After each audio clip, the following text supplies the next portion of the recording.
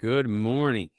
It is Tuesday, September 2nd, brand new month. Back at it. Zach Howard here with these morning market updates. Let's get going again with consistency on these. Back to school, back to football, back to fall. What are we looking at to start the week? Where market's going? All markets, not just Bitcoin related plays.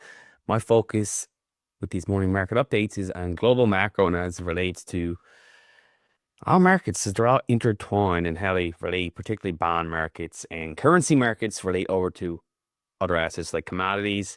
Seasonality, if you want to look at that for a talking point narrative, which you'll find on CNBC, I'm sure today, in Bloomberg, September, not a great historical month. Everyone remembers September GFC and other events. I don't really look a lot into that, especially through the backdrop of volatility continues to collapse, which puts an automatic bid into equities here, seen here on the right. Not a matter about, well, feeling different about the market because we're into a certain month of the year. But just to keep it in context, where we're to on volatility, how much lower can it go? We don't have a lot of volatility events currently priced in over the next month. Here on the left, you have your payrolls data out this week, CPI in the US next week, and probably the biggest macro event from a positioning standpoint in terms of hedges will be that Federal Open Market Committee meeting, Fed meeting later on this month. Probably biases would just say the S&P consolidates from here, particularly with the backdrop of just hedge funds are massively positioned in those mega 7 stocks, 15 trillion thereabouts in few names, and almost 19%. So that is the liquidity in U.S. equity markets. That is the story. Those 7 to 10 companies, the other 490 companies really are irrelevant at this point in terms of moving the broader market. My favorite thing is usually to fade consensus narratives. The consensus narrative here actually is to be bearish and markets can't go higher. I think they actually do. And that's what usually happens with markets to make more people look wrong over time. And one of those markets that's been wrong, if you were bullish, was the energy market. And the positioning in Wall Street and overall is very bearish. And I'm saying I would take the opposite side of that trade here now. If I was looking at the commodity side context, especially in a stagflationary backdrop, which we're in, energy should rally here and it is breaking higher. WTI, world Brent oil, bullish trend, line that up with a negative over the skis consensus bearish narrative. I like plain oil here, especially some oil names. You need to have energy if we're going to be successful as a society, as human beings. We continue to evolve. Without continuous supply of energy, there's no manufacturing, there's no innovation, there's no ideas, there's no growth. That is the opposite of what we've seen over time. Last 20, 30, 50 years of history. It just defies logic that we're not going to have more energy needs going forward. So I like taking energy bet here in that context of the new technology, the new innovative economy. Data centers, AI, etc. We're going to need more energy, all forms of energy, nuclear, natural gas, oil, everything. And we've seen a big divergence in U.S. Bureau of Labor Statistics reported government CPI number, inflation, which we know is not realistic to the real world effects people experience, and electricity prices here in 2025.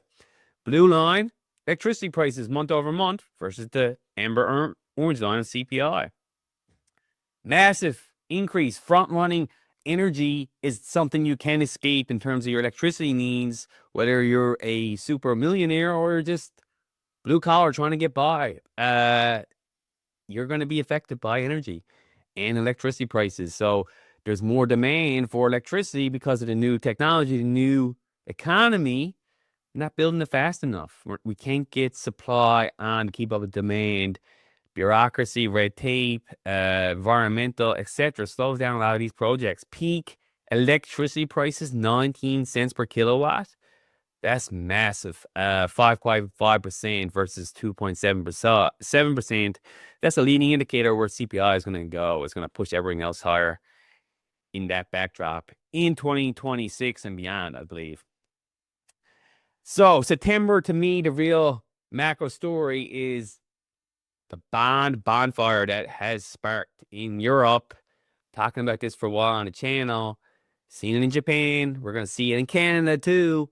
All nations, particularly in the West, are subject to this massive duration mismatch. And what they did back in 2020, 2021, when they printed all this fiat money to keep all the political movements going, whether it was lock down the world for the pandemic, whether that was woke agendas, whether that was net zero agendas, which back to previous slide, taking away energy and evolution of man, shutting down nuclear, shutting down coal. Now the chickens are coming home to roost for those decision makings by politicians, which don't strategically align with the course of nature and what's needed for reality. Okay, the duration mismatch here on these long duration bonds speaks what's coming in many other asset classes.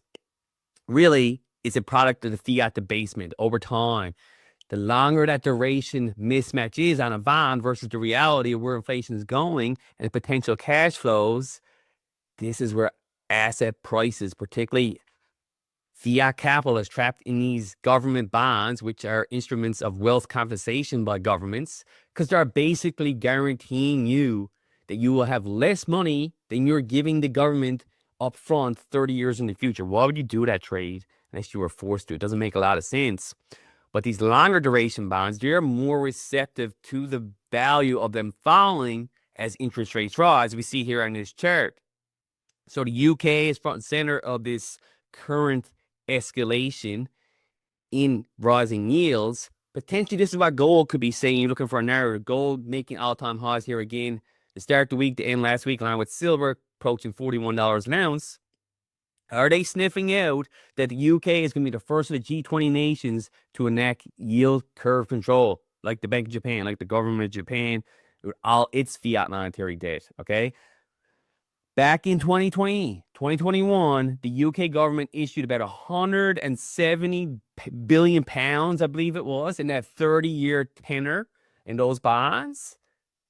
Not so bad when interest rates were 1%, which they were back then. So the value of those bonds were anywhere above 100, 110, 125. With yields rising, as you can see on this chart, the value of those bonds have come down significantly. So if you're a pension fund in the UK, you're in a private endowment, an insurance company, etc., that were forced to buy these bonds because of your mandate of your long-term liabilities, you are sitting at a potential $90 to $97 billion in actual mark-to-market losses on these bonds if you've held them now for these 5-6 years. You can see over here on the right, the price change in the most lowest coupon bonds versus the higher coupon bonds over that time, anywhere from 62% to 42%. So massive losses you're sitting on if you're inside these bonds. This is what they are. They are instruments of wealth compensation on a real basis, not a nominal basis, on a real purchasing power basis. They are the opposite of gold, which is this chart here has been going around social media, financial circles all weekend. It's a great chart because it speaks to where the puck is going. Sovereign nations, global capital, if it is not forced to be in U.S. treasuries, is seeking out alternatives, particularly gold holdings, particularly other alternatives like Bitcoin, which cannot be debased, manipulated at will with politicians, with central banks. This is the trend, and this will continue to be the trend. Why would you continue to own U.S. treasuries? It's because you are mandated inside of your portfolio requirements, or you're a company, etc., has board in U.S. dollars and you need to pay back in U.S. dollars. You just don't get the U.S. dollars, you buy those bonds. So that is really the reality of why some of these nations continue to subsidize U.S. government spending and all the wars and all the BS, no matter what. Who's in charge of the politicians? It doesn't matter. That's really why someone would buy a U.S. government bond. Here we're looking at the U.S. 10-year yield versus the U.S. 2-year yield, and we see a steepener now has increased to a cycle high, 63 basis points, which continues to say to me growth and inflation is going to continue to accelerate.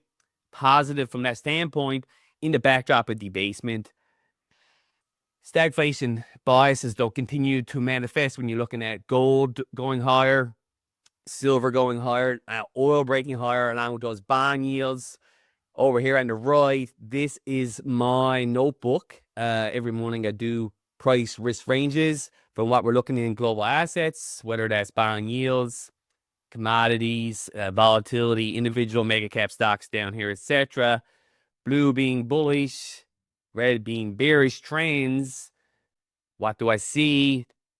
The S&P here, the Russell, and the NASDAQ all continue to show higher lows, higher highs in the backdrop from where they were 3 weeks ago. Volatility continues being this 13 to 16, 17 regime, which pushes these readings higher. What stands out to me here, my notebook, is Bitcoin.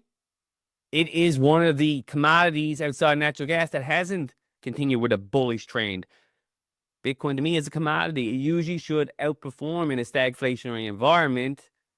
But looking alongside gold going higher, 3,500 an ounce, maybe it's trying to make up its mind. Bitcoin is a pretty awesome global macro forward leading indicator. You tie that into the Bitcoin to gold ratio in the last 3 weeks, it's fell from 36 down to 31 approximately. So there's a bit of confusion on that macro signal there, trying to break back up here above 110, but it's lost significant momentum here from 124 highs down to 107, 108 over the past couple of days.